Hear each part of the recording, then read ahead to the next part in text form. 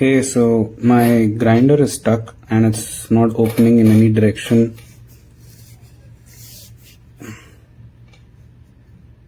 This setting is on what? 9, not 9, a little less than 0, and I don't know how to open this. And this has become really tight. I don't know how to open this either. So yeah, this, I don't know what to do. Please help.